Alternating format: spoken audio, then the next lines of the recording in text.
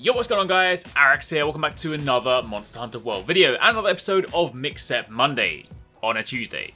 Apologies for the delay this week, I was travelling yesterday and got back a little bit late, so didn't have a chance to finish the episode, but instead of cancelling it for a week, I figured I would just give you guys the episode today. So if you do enjoy this, then a like would be super appreciated, and be sure to comment down below, let us know what you think, and for those of you that want to submit your own sets, then stick around to the end of the video for full details. Now, kicking things off this week, we have a status and CC hammer build from Matoro2 on the Arekkz Gaming Discord. It's comprised of the Basil Helm Beta, the Diablos Male Beta, the Kulftaroth's Rage Beta, the Basil Coil Beta, and the Kirin Leg Guards Beta. So yeah, you might want to hide those legs since they look hideous, at least if you're on a male character.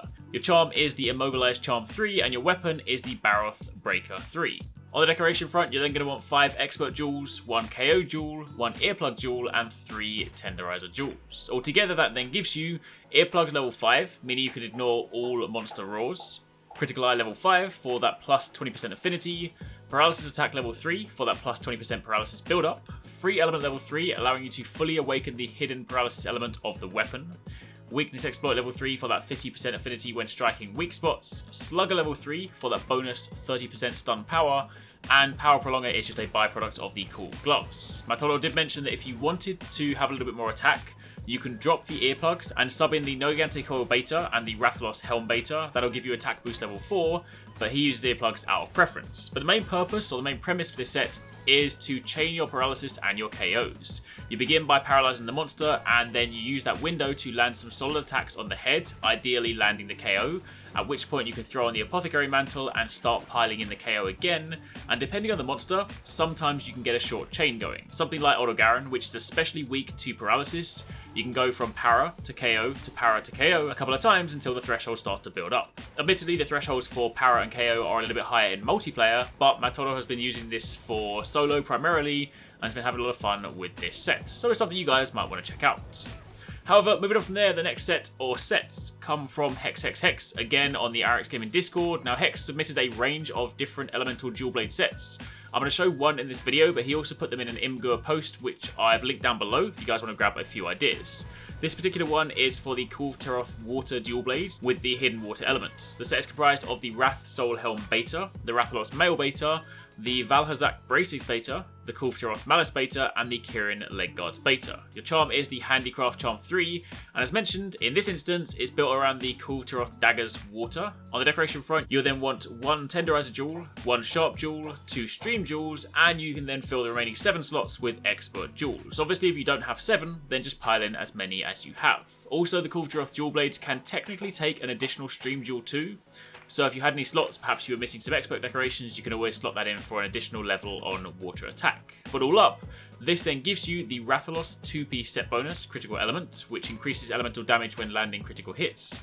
Critical Eye level 7 for that 30% affinity. Handicraft level 4 for plus 40 weapon sharpness, giving you a nice chunk of white sharpness. Free Element level 3, again to awaken the hidden element on the dual blades. Weakness Exploit level 3, again for that 50% affinity when striking weak spots. Water Attack level 2.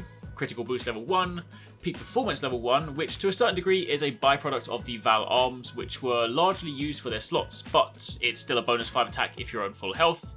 And finally, to keep you in white sharpness for longer, you have Protective Polish. So all up, it's a high affinity dual blade set that can, in truth, be tailored to different elements depending on what you have equipped. And as mentioned, there are a few other variations, a few different permutations of his sets, so if you want to check those out, then you can find a link to his post in the description box down below. Now finally, as always, we're going to round out the episode with some fashion and cosplay sets. First up, submitted to the Mix-Up Monday email, we have a Doctor Strange from SK Sky 14.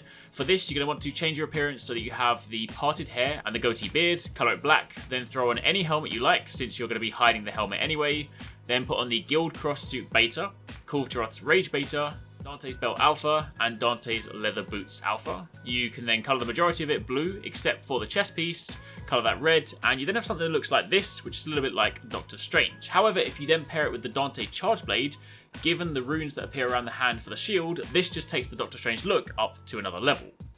Moving on from there, the next one comes from Ryan, again on the Mix-Up Monday email. This one is a Samus Aran cosplay. We've actually got 2 versions in this episode. This one is comprised of the Damascus Greaves Beta, the High Male Coil Beta, the Alloy Vambraces Beta, the Arekkz Male Alpha, and the Alloy Helm Beta. Colour the majority of it gold or orange. I went for a shade to match the chest piece. Then colour the helmet and chest red, and you have this. Some of the pictures Ryan sent over actually make it look a little bit better when you look at it on the guild card. However, an alternative version of that comes from Equidisian on the Arekkz Gaming Discord. This one is instead comprised of the Wrathheart Greaves Alpha, the High Male Coil Beta, the Xeno'jiiva Claws Beta, the Dura Male Beta, and the Barn Helm Beta. Similar principle, colour most of it orange and the helmet red, and you then have a sort of Samus look going on. Admittedly, the shoulder pauldrons aren't quite perfect, but still, I can see what you're going for here. But that, my friends, is pretty much it for this episode. Thanks again for those of you that submitted their sets. If you want to submit your own one, then remember you can either join the Arekkz Gaming Discord and drop them in the Mix Set submission thread, or you can email the Mix Set Monday email, mixsetmonday@gmail.com, where they pick some of our favourites and showcase them in upcoming episodes. But until then, thank you very much for watching, take it easy, catch you next time, peace out.